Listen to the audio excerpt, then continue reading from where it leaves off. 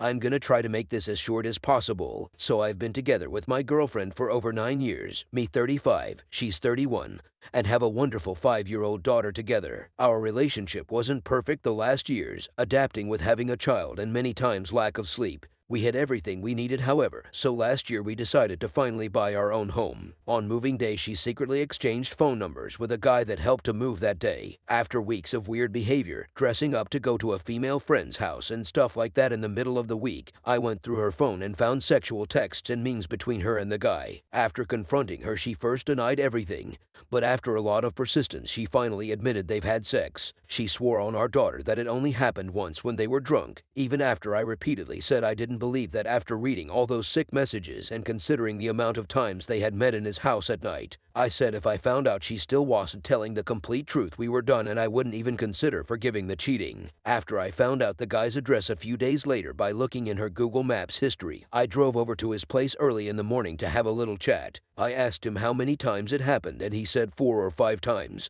When I came back home and confronted my girlfriend with this info, she broke down crying again and said that she lied because she didn't want to hurt me. I said we were done, so I packed my stuff and went to move back in with my parents for a while until our house was sold and I could buy or rent a new place for myself. After a few weeks, I felt lonely and couldn't handle the fact our daughter would grow up in a broken family and that I would lose the house I always wanted and invested my life savings in. So I decided to give her another chance, but by then she didn't really respond anymore and avoided talking about it. Turned out she immediately went back to her lover after I moved out of the house. I was mind blown that our 9-year relationship, the house and our child together didn't mean as much to her as having sex with her lover. So because we were done, I talked about selling the house and making arrangements for custody of our kid. She said she didn't want to move out because she had no place to go and no money. We both knew neither of us could pay the mortgage of the house by ourselves, so I didn't get what she was aiming at or what she expected that would happen. So in those summer weeks I started fooling around with some girls as well, since I started going out again and was back on the single market. Shortly after, my then ex-girlfriend started reaching out to me again, said that she felt really sorry and that she missed me and wanted to get back together. She claimed she hadn't done anything but talking to her lover after the first discovery of the affair. Although it felt strange that she suddenly came back, I was thinking about the perks of being able to keep our house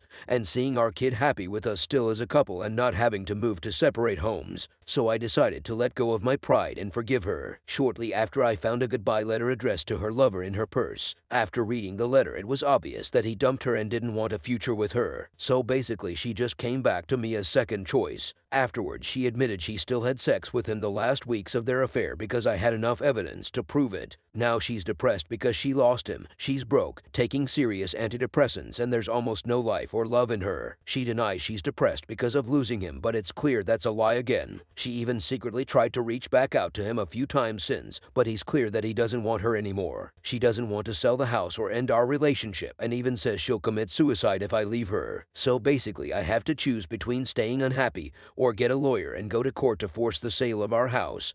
Throw the mother of my child out, broke and depressed, with no place to go, which would also impact our daughter a lot and put her through a lot of misery also. I don't know what to do. Choose the easy way out and stay with her for now, or completely destroy her and for a big part my own daughter too. Side note, she still doesn't set any boundaries when guys flirt with her, while being extremely jealous when a woman would even say hello to me, like it has been for the last 9 years. Apologies for the bad spelling and grammar. I'm European lol.